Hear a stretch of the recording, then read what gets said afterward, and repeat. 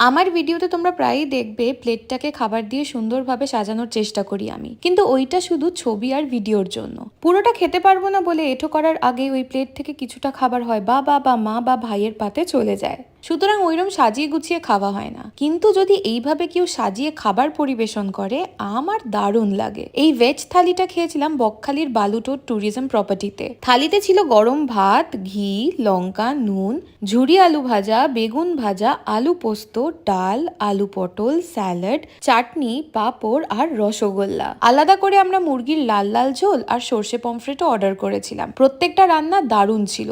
আলু পোস্ত আর পটল দুটোই ভীষণ সুন্দর রান্না হয়েছিল। চিকেনের ঝোলটাও খারাপ নয়। মন জিতেছে এই বিরাট সাইজের পমফ্রেটটা।